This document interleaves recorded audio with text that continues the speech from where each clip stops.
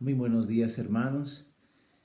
Es un honor poderme dirigir nuevamente a ustedes para hablar uno de los atributos que habla sobre la hermosura de nuestro Dios, que es la santidad de Dios. Vamos a empezar con una oración. Y bendito Dios, te doy gracias por este tiempo que me das de poder hablar sobre tu hermosura, Señor. Y aunque no soy santo y tú lo eres, a través de tu Hijo Jesucristo es que puedo llegar a ti, Señor, aún siendo imperfecto. Reconozco que no soy digno de ti y aún a pesar de eso, Señor, tu gracia y tu misericordia estén en mi vida. Ayúdame, Señor, a poder explicar de la mejor manera tu santidad y que todo sea para tu honra y tu gloria, Señor. Te lo pido, por favor, ayúdame. Amén. Bien, hermanos, cuando hablamos de la santidad, que es un término muy usado entre los cristianos hoy en día, nos referimos como un sinónimo de pureza y rectitud. Y no hay nada de malo en eso, puede que llegue a ser engañoso, porque vemos en la Biblia que se muestra dos tipos de significados. Un significado se refiere a la rectitud y a la pureza personal. Y el otro significado, que creo yo que es uno de los primarios, cuando se habla la palabra santo, implica que es separado. O sea que lo que es santo es aquello que es otro, diferente de algo más. Ahora, el motivo en las escrituras, el motivo de la santidad de Dios es referirse a la trascendencia y a su magnificencia, en el sentido de que Dios es más alto y más superior que todo lo creado. También vemos en las escrituras que el término santo se utiliza como adjetivo porque no solo Dios es descrito como santo, leemos acerca del Espíritu Santo, el Santo de Israel, leemos acerca de la Tierra Santa, momentos sagrados que Dios santifica. Ahora, pero ¿qué es lo que hace que esto sea santo? Por ejemplo, ¿qué es lo que hace que el pan y el vino sean tan especiales? ¿Qué es lo que hace que un pedazo de tierra en el Antiguo Testamento sea santo? ¿Por qué Noé, tras salir del diluvio a tierra seca, él construye un altar y se hace santo? ¿Y por qué Abraham construyó ese altar donde Dios lo santifica? Ahora, no es debido al valor de estos objetos, no es que estos objetos tengan algún valor sobrenatural, sino que lo que hace sagrado y lo que hace santo es el toque de Dios sobre eso. Cuando Él, quien en sí mismo es otro y diferente, toca aquello que es realmente ordinario, eso se vuelve en extraordinario. Rudolf decía que la experiencia que tenemos de los santos es una experiencia de algo muy extraño, imposible de penetrar y comprender. Es tan misterioso y tan poderoso, y este poder asombroso y asombroso provoca una sensación de miedo en nosotros. Y eso es cierto. Realmente hay algo en la santidad de Dios que es tan hermoso, que nos atrae por un lado, pero que también hay algo en la santidad de Dios que realmente nos asusta cuando nos topamos con ese santo.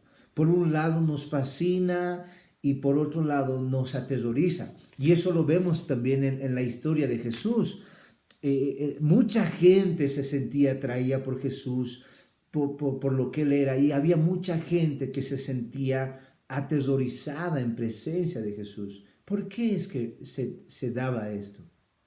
Quisiera hablar este tema específicamente un poquito más adelante cuando vamos a tratar el tema de la santidad de Jesucristo. Y eso me lleva a mi primer encabezado, que es la importancia de la santidad de Dios. Y para poder entender esto, vamos a tocar el libro de Isaías. Isaías, Dios llamó a un hombre a la sagrada vocación de profeta. Algunos lo llamarían el mayor profeta del Antiguo Testamento.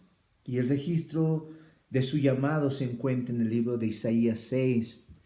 En el año en que murió el rey Usías, y vi yo al Señor sentado sobre un trono alto y sublime, y sus faldas y sus faldas llenaban el templo. Por encima de él habían serafines, cada uno tenían 6 alas, con 2 cubrían su rostro, con 2 cubrían sus pies y con 2 volaban. Ahora, quiero que noten en este pasaje donde Isaías presenta la experiencia que tuvo en el año en que muere el rey Usías. El profeta relata que Dios abrió los confines de la tierra, el velo del mismo cielo abiertos por Dios, y Isaías está presente acá viendo eso. Vio al Señor Dios en su trono en el mismo cielo, y lo que él está viendo es una experiencia visual de la majestad divina, esa gloria divina de ese Dios santo. Vemos en el capítulo 2, dice que Dios había hecho serafines, seres angelicales con 6 alas, donde con 2 cubrían su rostro, con 2 cubrían sus pies y con 2 volaban. Y ahora quiero argumentar algo aquí. Y es que cuando Dios crea algo, Él lo hace con una economía creativa. Él nunca desperdicia material. Él tiene una increíble habilidad para crear, que incluso lo que Él crea lo hace de tal forma que sea adaptable y adecuado para el entorno. Vamos a poner un ejemplo. Dios crea a los peces con escamas y con aletas porque su hábitat natural es el agua. Dios crea a las aves porque con alas y con plumas porque su hábitat natural es el aire. Ahora, vemos en este pasaje, de la misma forma, Dios hace seres angelicales cuya función y tarea es específica, es ministrar en la presencia de ese Dios santo, y los crea de tal forma que sean aptos para ese ambiente. No olvidemos que estos seres angelicales ministraban a diario en la presencia de Dios, de ese Dios todopoderoso cuya gloria es tan refulgente, tan penetrante, que incluso los ángeles tienen que tapar su rostro de ver directamente al rostro de Dios.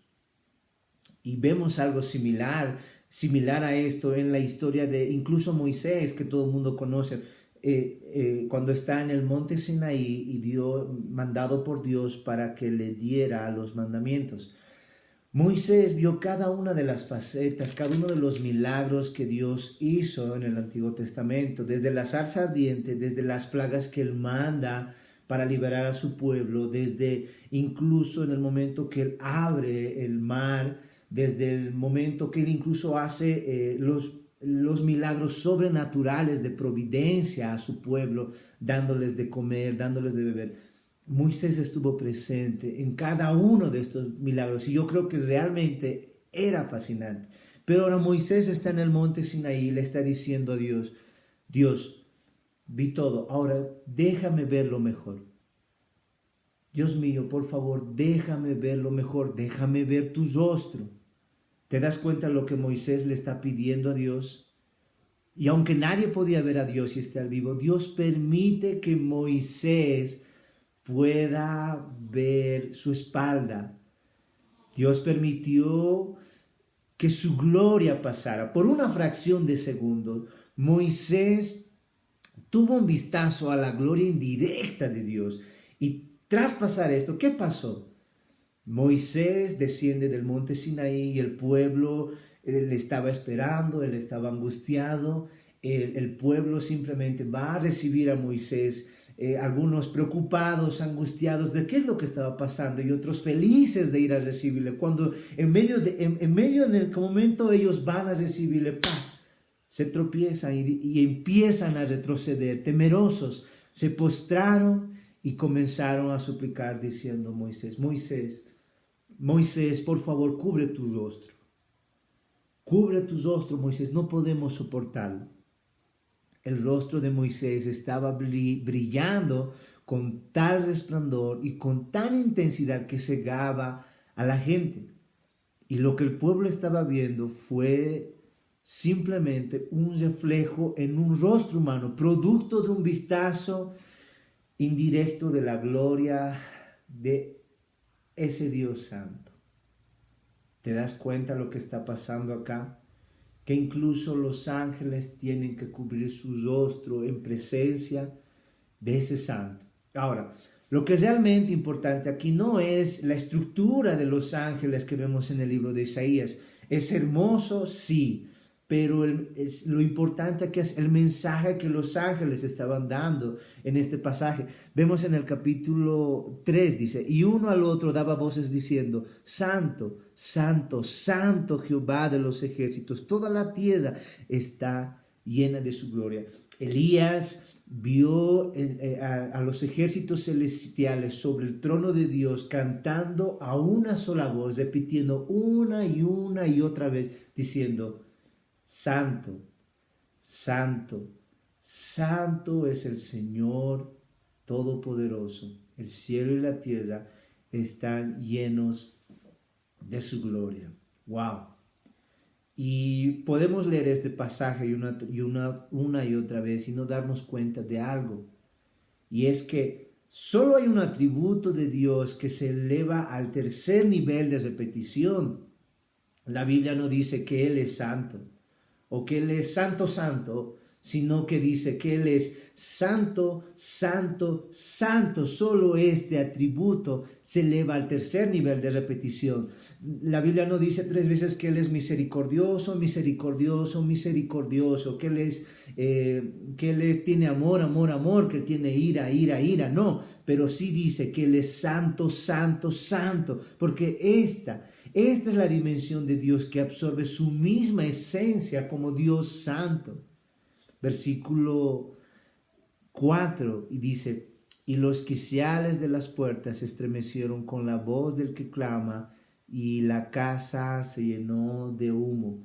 Cuando se manifiesta Isaías, leemos que al sonido de las voces de los serafines, los quiciales de las puertas del mismo templo empezaron a sacudirse y a temblar. Ahora, yo no sé si tú estás entendiendo esto, pero mira, partes inanimadas, objetos que no tienen vida, objetos que no piensan, que no razonan, piezas de la creación, que en manifestación de la santidad y en presencia de la santidad de ese Dios santo, empezaron a ser movidas, objetos que no razonan.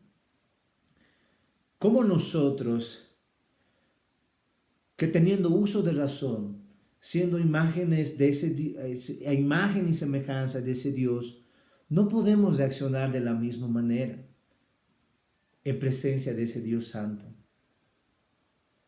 Y eso me lleva a mi siguiente encabezado, que es el trauma de la santidad de Dios. Si bien es hermoso estar en su presencia, es lindo, pero tan pronto como descubrimos esa santidad, llega a ser traumático. ¿Y cómo vemos esto? Si vemos en el pasaje siguiente del libro de Isaías, vamos a poder entender. Vimos el relato de Isaías ante la visión de ese Dios santo, en el momento que él descubre. ¿Y cómo es que él responde, Isaías, en el momento que descubre la santidad de Dios? Versículo 5 dice, entonces dije, ay de mí, que soy muerto, porque siendo hombre inmundo de labios y hablando en medio del pueblo que tiene labios inmundos, han visto mis ojos al Rey, Jehová de los ejércitos. Lo primero que hace Isaías al ver la santidad de Dios, él grita de terror diciendo, ay de mí que soy muerto. ¿Ves lo que él está diciendo? Hay una razón por la que Isaías usa la palabra ay, y para poder entender mejor esto, nos vamos a ir al Antiguo Testamento. En el Antiguo Testamento, cuando el profeta daba un mensaje, declaraba un mensaje de parte de Dios, él no lo hacía diciendo, miren, hermanos, yo pienso que, yo considero que, o tal vez este fuera el caso. No, él no presentaba un mensaje de Dios diciendo así. Ellos llegaban y al entregar el mensaje de Dios, ellos decían, así dice el Señor. Así dice el Señor, porque ellos entendían que era un anuncio divino, era un mensaje sagrado. R.C. Sproul lo llama como un oráculo. Un oráculo, un mensaje que los profetas daban de nombre de Dios y era algo sagrado. Ahora, había anuncios en las escrituras, había anuncios de parte de Dios que eran buenas noticias, oráculos de bienestar, y había anuncios de parte de Dios que eran malas noticias, que eran oráculos de calamidades. Y esto vemos cuando Jesús usa en el Sermón del Monte el oráculo de bienestar, cuando Él usa la palabra bienaventurados. Bienaventurados los pobres en espíritu, bienaventurados los mansos, los que lloran, bienaventurados los que tienen hambre y sed de justicia, bienaventurados. Él está pronunciando el oráculo de bienestar sobre el pueblo. Y la otra cara del oráculo es el oráculo de aflicción, que era un anuncio. Hermanos, era un anuncio aterrador de parte del juicio de Dios. Y Jesús realiza este juicio hacia los fariseos cuando Él usa este oráculo profético en el Antiguo Testamento, cuando Él dice, ay de vosotros, escribas y fariseos hipócritas. Mateo 23. Dios anunciando el juicio final contra los fariseos, que inicia diciendo, ay. ¿Te das cuenta lo que está pasando aquí? Hermanos, cuando nos vamos al libro de Isaías, este es el oráculo que Isaías se pronuncia sobre sí mismo.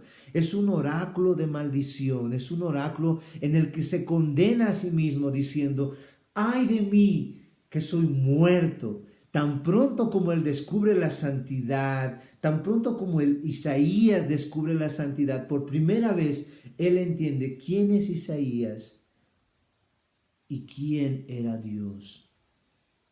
Y lo que sale de su boca, sale un grito profundo de maldición diciendo, ay de mí que soy muerto. ¿Ves lo que pasa acá? Cuando la santificación se nos revela en nuestras vidas, es simple. Nos hacemos completamente pedazos, porque tan pronto como aparece el santo en nuestras vidas, queda expuesta todo aquello que en nosotros no es santo.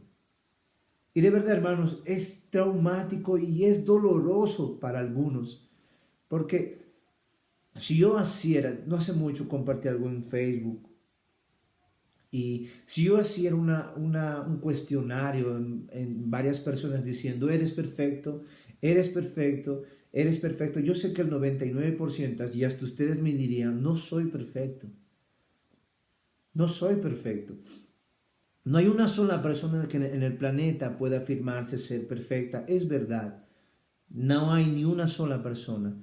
Pero tampoco hay una sola persona que entienda la gravedad de no poder ser perfectos. No entienda la gravedad de no poder ser perfectos. Y eso es algo desastroso. Escucho personas decir, personas creyentes diciendo, tengo derecho a un error. Yo pregunto, ¿acaso Dios dijo eso? ¿Acaso dijo que puedes dar un pecado gratis, un acto de traición contra mi autoridad o un insulto a mi integridad? Dios nunca dijo eso.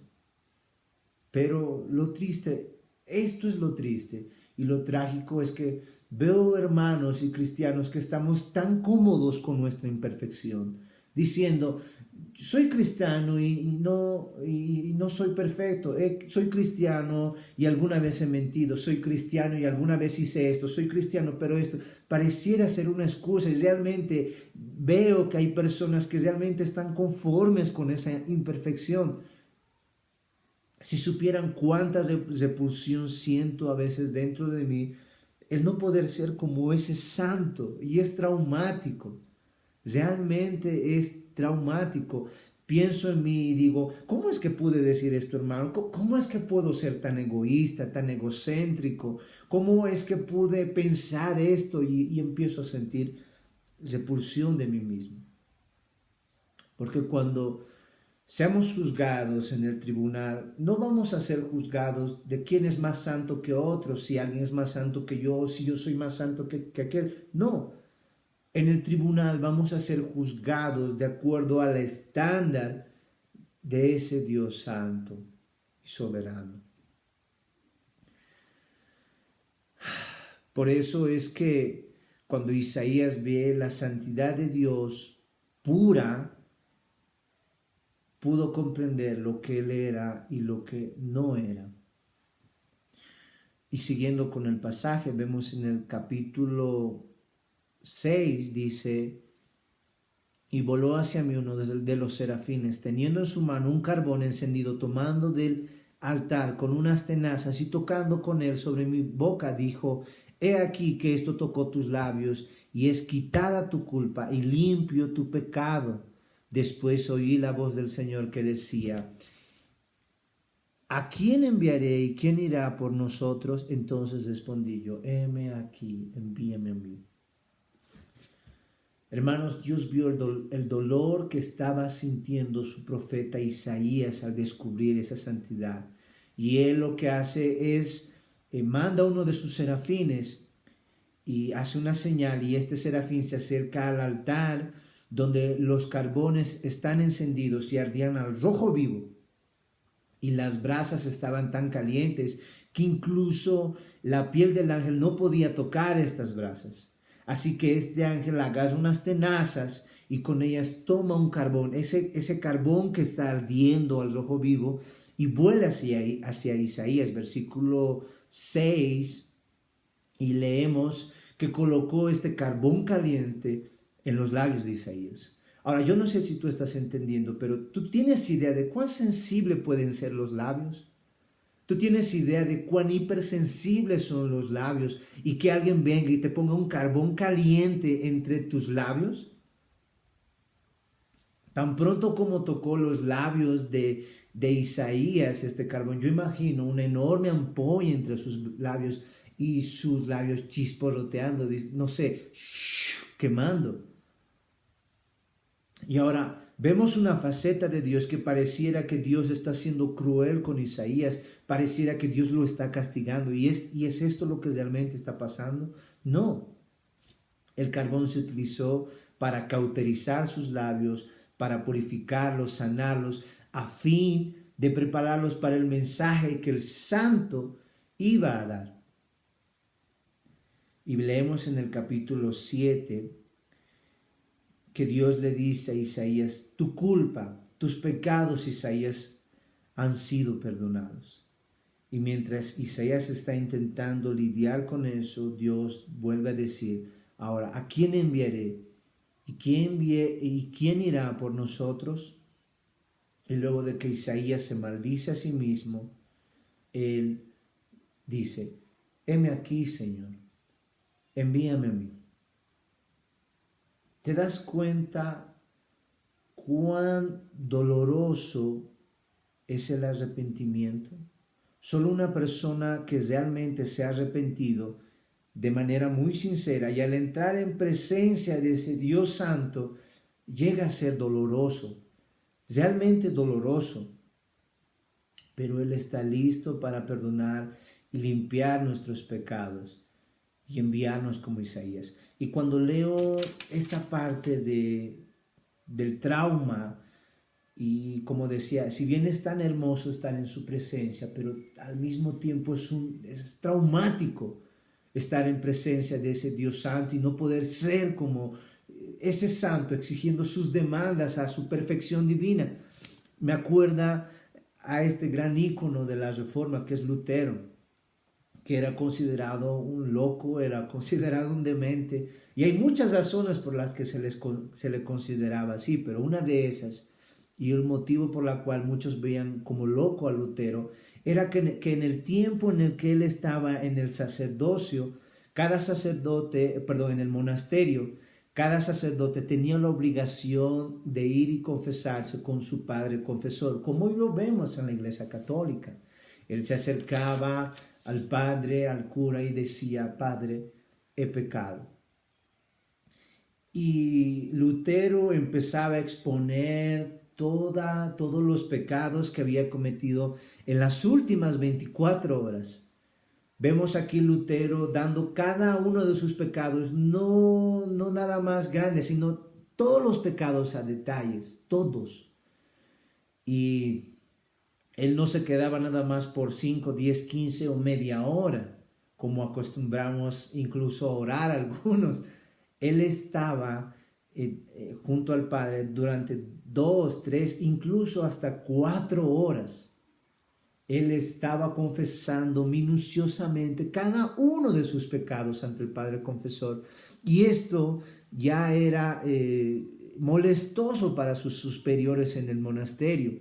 Ellos se quejaban a sus superiores. Y yo imagino diciendo a Martín: mira, hermano Martín, deja de estar preocupado por simples pecaditos, deja de argumentar simples pecaditos. Si vas a confesar algo, que sea realmente un verdadero pecado, realmente que sea algo que tú hayas pecado, algo grave, pero no me vengas con detallitos simples. Yo imagino a tal extremo que ellos se quejaban contra Lutero.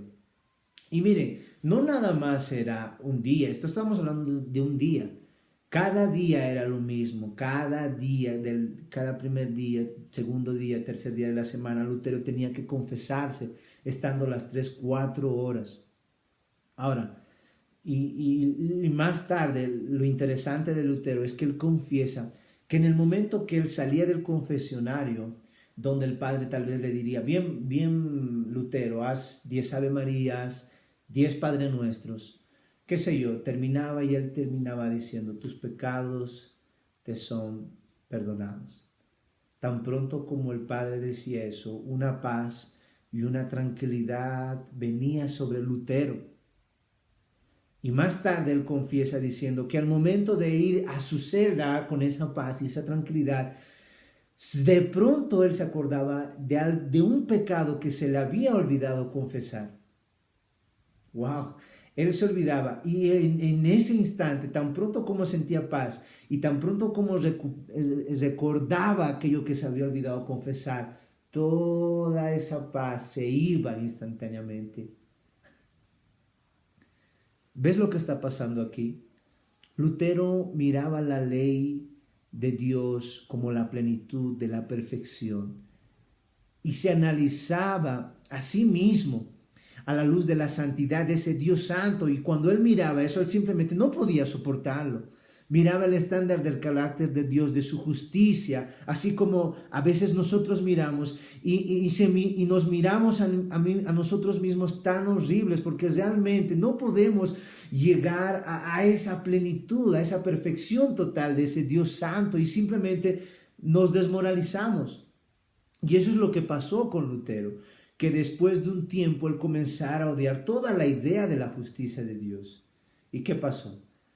En una de sus clases él llega a Romanos 1, y cuando él lee estas palabras y dice: porque la justicia de Dios se revela por fe y para fe, y el justo vivirá por la fe. Cuando Lutero lee esto, él por primera vez entiende que la justicia que Dios provee es a través de creer en su Hijo Jesucristo. Desde ahí Lutero dijo que el justo vivirá por la fe en Dios. Y esto es un artículo en la cual la iglesia, ya sea que se mantenga o se caiga, es algo no negociable en las iglesias, porque es el evangelio. Dios es santo, yo no lo soy. Y el único medio por el cual yo puedo llegar a ese Dios santo es a través de su Hijo Jesucristo. Bendito sea ese Señor. Y este es el evangelio por el que Lutero dio su vida, incluso hasta la muerte. Hermanos, es hermoso estar en la presencia de Dios, pero al mismo tiempo es traumático, porque cuando ese santo irrumpe en nuestro medio, algo pasa. Y aunque no somos santos, por su gracia y por su misericordia, podemos llegar a ese Dios. Y eso me lleva al siguiente encabezado, que es la santidad y la justicia. Y antes de entrar a esta parte, cuando hablamos de la santidad y la justicia de Dios, quiero recalcar algo. Durante el siglo XVIII, el mensaje de muchos predicadores era de que el ser humano era muy, muy malo y de que Dios estaba muy enojado. Cuando entramos al siglo XIX y hasta nuestros días, vemos que esta reacción, toda la prédica va casi en contra de esto, porque ahora el énfasis ya no es tanto de que el hombre no es tan malo, sino que ni tampoco ni que Dios está tan enojado. Ahora el énfasis de las prédicas es que se da mayor énfasis al amor de Dios, a la bondad de Dios y a la misericordia de Dios y bueno, a la bondad del ser humano, como se ve en nuestros días. Incluso hay algunos extremistas que decían que si bien hay la ira de Dios, pero es algo irracional en el carácter de Dios. O sea que en el Antiguo Testamento podemos encontrar gran parte especialmente de la ira de Dios, pero estos extremistas decían que si bien encontramos la ira de Dios, esa ira no es tanto una manifestación de su justicia o la santidad de Dios, sino una manifestación de un defecto. Escuche esto. Ellos afirman que la ira de Dios que se habla en el Antiguo Testamento es más un defecto del carácter propio de Dios.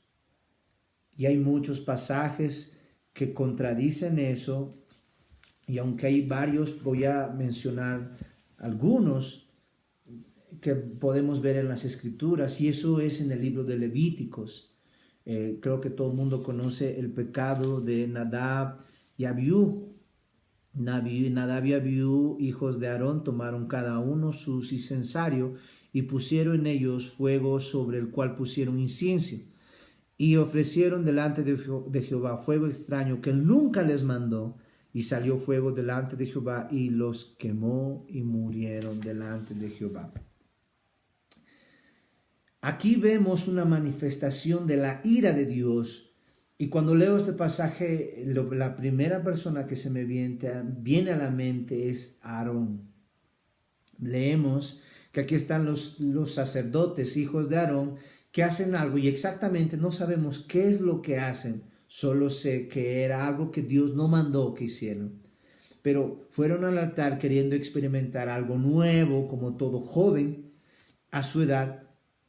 Y sin previo aviso, mientras ellos ofrecen este juego extraño, mientras están lanzando a Dios, Dios al instante los elimina, los mata. Y ahora puedes escuchar a Aarón reclamando a Moisés diciendo, ¿qué clase de Dios es este que servimos? Moisés, yo no entiendo lo que está pasando aquí. Yo di mi servicio entero al servicio de Dios, como la vida de mis hijos, y ahora ellos cometen un simple pecadito y Dios me los quita. Yo no entiendo qué clase de Dios es este quien estamos sirviendo. Yo no conozco a este Dios. Imagino a Aarón reclamando a Moisés. Y vemos en el capítulo 3 donde Dios responde y dice a Aarón más o menos así: mira, Aarón, yo tomé la vida de tus hijos, es verdad, pero el día que te aparté y consagré en esta tarea, donde dije que hay ciertos principios que no negociaría, y uno de esos principios es que, Aarón, yo seré considerado santo por todos, ante todo el pueblo, y seré tratado con reverencia. Wow. Tan pronto como Dios habló, Aarón cayó. Y vemos otro ejemplo, la historia de Usa, el cuatita, que cuando el pueblo de Israel está llevando el arca del pacto a su lugar en el santuario, ordenada por David, puesta el arca en una carreta de bueyes, las personas mientras se movilizaban y llevaban el arco, cantaban, danzaban alrededor, y ahí estaba el trono delante de ellos, el trono de Dios. Y a medida que el carro caminaba, los coatitas protegían el arca, alrededor de ella, y uno de esos era Usa. Y leemos que los bueyes, de repente uno de los bueyes tropieza y el carro comienza a temblar y a inclinarse, y de repente Usa agarra y extiende su mano para que el arca del pacto no caiga sobre la tierra. Y de repente, ¿qué pasó?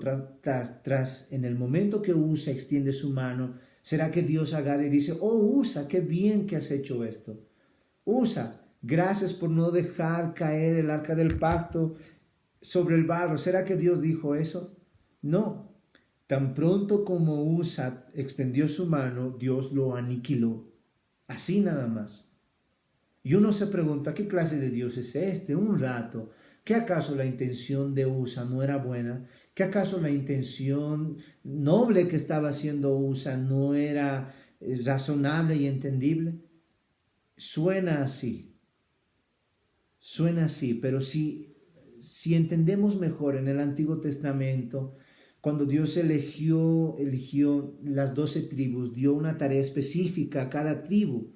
Coat era uno de los hijos de Leví, y la familia de Coat fue separada por Dios para una tarea específica, y era cuidar las cosas sagradas. Pero fueron entrenados y disciplinados durante su niñez, y el único principio no negociable que Dios lo dio a cada coatita desde que era niño era que ellos nunca, nunca, nunca debían tocar el trono de Dios.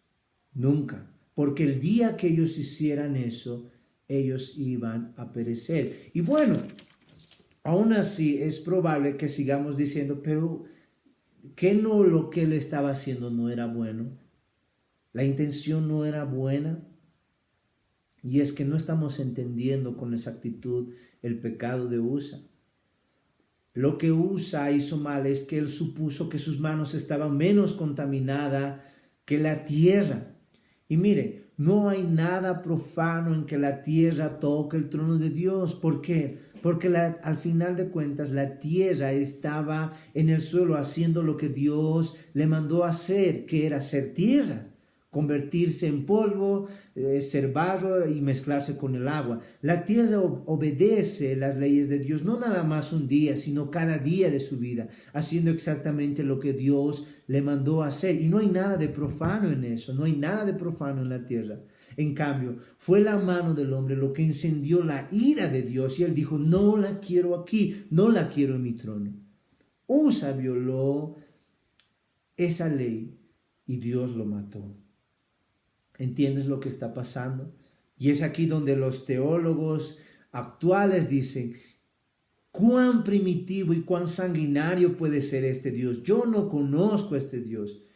Ese no puede ser el Dios de la palabra de Dios, porque a la luz del Nuevo Testamento, sobre todo a la luz del espíritu de misericordia y amor que se muestra en el Nuevo Testamento, muchos teólogos afirman eso hoy en día. Y Hans Kuhn responde a este tipo de críticas, ¿no? Y dice: el verdadero misterio de la iniquidad real, el rompecabezas, no es que un Dios santo y justo debe ejercer justicia. No hay nada de misterio en eso. No hay nada de misterio que el Creador santo, que por su propia voluntad castiga a personas, criaturas desobedientes y rebeldes, creo que es lo justo. En cambio, él dice: el verdadero misterio es cómo un Dios santo, que de generación en generación tolera criaturas rebeldes que cometen traición siempre en contra de su autoridad. ¿Cómo un Dios tolera eso? Y aquí la parte esencial.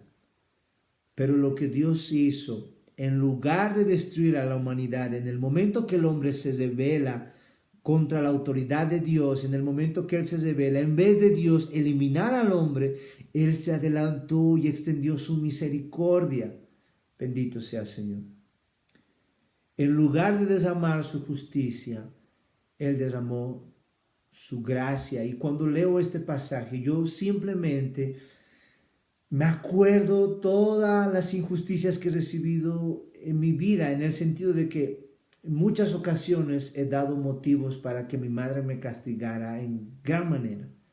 No solo a mi madre, sino también he dado motivos a mi esposa para que ella se enoje conmigo. Pero dígame, ¿cuántas veces no hemos recibido misericordia? No hemos recibido el castigo que realmente merecemos por la misericordia de personas humanas, mortales, simples mortales. Ahora mira la misericordia de Dios. Es por eso que muchas personas no entienden la diferencia entre justicia y misericordia. Hermanos, Dios no nos debe misericordia a nadie, a nadie. Y como Él dice, yo tendré misericordia de quien tenga misericordia. Y aunque pareciera que la paga es injusta, Él sigue siendo justo. Él sigue siendo justo y santo. Y esto más, hermanos, para culminar este tema. Nunca, cuando ores a Dios y te acerques ante ese Dios supremo y santo, nunca le pidas que haga justicia en tu vida, nunca. Porque Él puede tratarte con esa justicia, Él podría hacer eso. Y si Dios fuera a tratar con nosotros de acuerdo a su justicia divina, créame, yo estaría muerto, usted estaría muerto, todos estaríamos muertos. Es por eso que vivimos por gracia, algo que no merecemos, por su misericordia, y aún así Él sigue siendo justo. No olvidemos eso. Y eso me lleva casi a mi último encabezado, que es la santidad de Cristo. Habíamos anunciado en el primer encabezado que había algo en Dios que hacía que muchas personas se acercaran a Él y otras personas se sentían aterrorizadas ante la presencia de Dios, de Jesús, perdón. ¿Qué había en Jesús de Nazaret que inflamó las pasiones de la gente, ya fuera a su favor o su en contra? Y creo que el libro de Marcos nos aclara un poco acerca de este tema. Marcos 4:35. Jesús calma la tempestad. Creo que todo el mundo hemos leído este pasaje, pero no está de más. Si nos vamos al versículo 39, dice, y levantándose reprendió el viento y dijo al mar, calla, enmudece.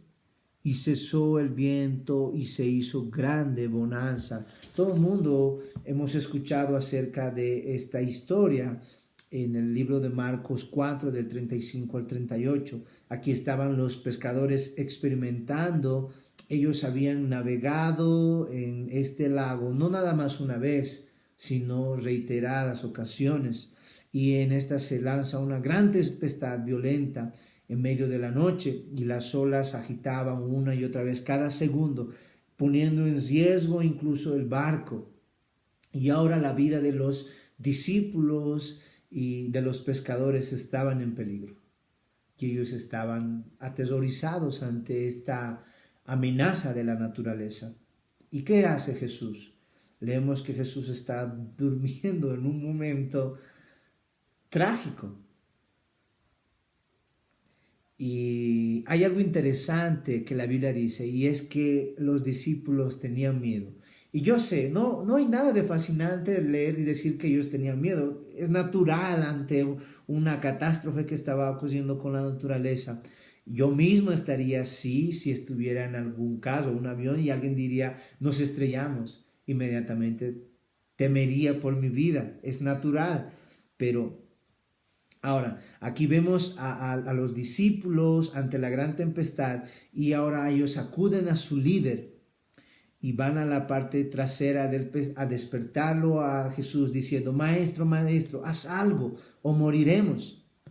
Jesús mira alrededor, mira la situación y luego, miren lo que pasa acá. El Señor Dios encarnado, creador del cielo y la tierra, emite una orden verbal, no a los hombres, sino a las fuerzas imperiales de la naturaleza. Se dirigió al mar y al viento y ordenó a gran voz diciendo, calla, enmudece. Y al instante La respuesta del cosmos en obediencia se dio a sí mismo. El mar se volvió como vidrio y el viento era tan tranquilo que no había ninguna sola brisa. Ahora, lo que llama mi atención acá es la respuesta de los discípulos en función de lo que ven. Tan pronto como que ellos estaban angustiados y Dios calma, ellos será que agarran sus gorras y felices cantan diciendo, oh Jesús, sabíamos que lo harías. ¿Será que ellos están ahora cantando con alegría, alabando a ese Dios? Oh Señor, wow, realmente tú eres Dios, yo sabía que lo ibas a hacer. ¿Será que eso es lo que están diciendo ellos? No. El texto dice que ellos se llenaron de mucho pánico. Ahora no olvidemos, los discípulos, los pescadores estaban con un temor hace un momento ante la tragedia de la naturaleza. Y ahora Dios había calmado todo y puesto todo en orden. Y en vez de ellos, de que su angustia calmase y estuvieran más tranquilos, ahora ellos empezaron a tener más miedo de lo que tenían antes. ¿Te das cuenta de lo que está pasando aquí? Y parece confuso. ¿Y por qué? Los discípulos estaban temblando uno a otro y se preguntaban a sí mismos, ¿qué clase de hombre es este que aún el viento y el mar le obedecen? ¿Quién es este Jesús? Ellos se atemorizaban a sí mismos. Y es porque dentro del corazón hay algo a lo que le teme más que a nadie, y eso todos sabemos, y es la presencia de alguien que es santo. Los discípulos empezaron a tener miedo, más miedo de lo que tenían, porque repentinamente ellos se dieron cuenta que estaban en presencia de ese santo, en presencia del santo. Y esta no es la única vez que vemos en el Nuevo Testamento que ellos se sienten atemorizados. Vemos en las Escrituras, mismo lago, mismas personas, ahí está Pedro, ellos habían pescado toda la noche y no habían pescado ni un solo pez. Ahora Jesús se acerca y les dice, echen la red al otro lado, y tan pronto como ellos echan la red, toda la red empieza a llenarse de peces. Y vemos la reacción de Pedro ante esto, y creo yo personalmente, tan pronto que viera un milagro así, uno tal vez pensaría y diría, wow, realmente tú eres Dios, Señor, gracias. Actos de gratitud en ese momento, pero vemos que Pedro no reacciona de esa manera. ¿Qué es lo que Pedro dice? Pedro mira a Jesús y le dijo, apártate de mí, Señor, que soy pecador.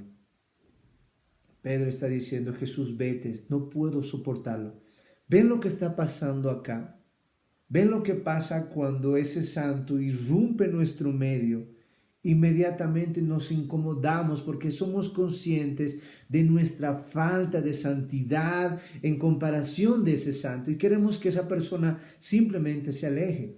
Y no es la única vez, estoy seguro que en muchas ocasiones ha habido momentos donde a veces estoy entre amigos y gente nueva que conozco y de repente alguien se entera que soy cristiano. Y tan pronto como ellos se enteran, algunas personas dejan de ser quienes realmente son. Dejan de hablar las palabras que constantemente hablan. Y a veces es incómodo, especialmente para estas personas, porque no se sienten cómodas con nosotros, con algunos cristianos. Y esto no es debido a que yo sea santo, no es debido a que tú seas santo o que los cristianos seamos santos. No, es que representamos a ese que sí es santo. Representamos a ese que sí es santo. Es por eso es interesante ver que muchos en los tiempos de Jesús, muchos de sus enemigos eran los fariseos, aquellos que eran peritos en la ley, aquellos que eran dedicados en la rectitud desde la niñez. Y la gente que más a gusto y cómoda se sentía con Jesús eran los pecadores, marginados. Eso era porque no tenían ilusiones sobre su propia rectitud. Pero aquellas personas que sí se enorgullecían de su pureza moral, Jesús los expuso mostrando la impiedad de sus corazones. Porque cuando llega la luz, las tinieblas simplemente no pueden permanecer en su presencia.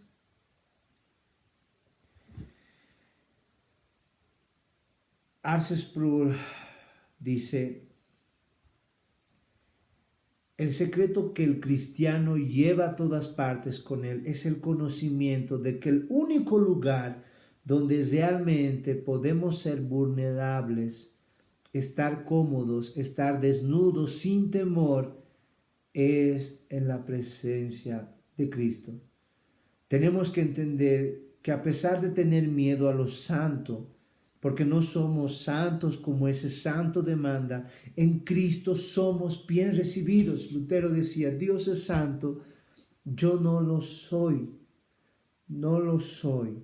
Y aunque no soy merecedor de ese santo, a través de Cristo Jesús puedo llegar a ese santo. Y somos aceptos a través de Cristo Jesús. Ya para culminar, me encanta uno de los artículos que hace Arthur Pink, y Dios mediante el día viernes voy a hablar un poco más de esto. Creo que ya me excedí demasiado. Él dice: la santidad de Dios se manifiesta en la cruz. La expiación pone de manifiesto de la manera más admirable y a la vez solemne la santidad infinita y su odio por el pecado.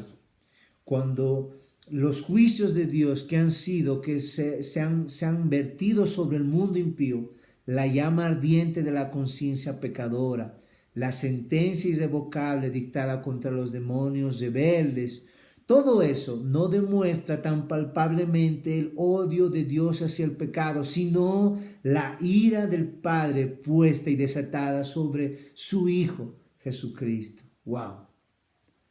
La santidad divina jamás pareció más atractiva y hermosa que cuando el rostro de ese Salvador, Cristo, estaba más desfigurado por los gemidos de la muerte.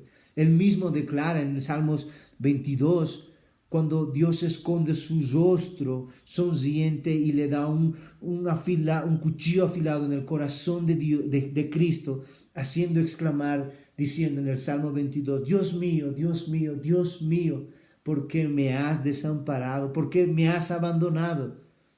Cristo entendía y adora esa perfección divina y responde, versículo 3, pero tú eres santo y yo soy gusano. Versículo 6, Dios odia todo pecado porque Él es santo. Por eso en la cruz Él exclamó diciendo, consumado es la ira de Dios, quedó satisfecha. Y ahora podemos llegar a ese santo a través de Cristo Jesús. A través de ese Cristo es que aunque sin ser perfecto y aunque estoy en ese proceso, puedo llegar a ese Dios santo y soberano.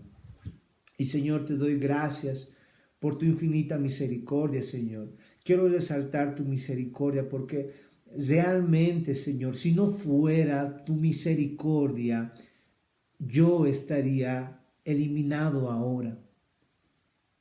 Si tú fueras a tratar con justicia ahora en mi vida, Señor, realmente yo estaría eliminado ahora. Pero es tu gracia, Señor. Y de verdad que todo esto haya sido de tu agrado para tu gloria. Exalto tu santidad, Señor, la belleza que tú tienes.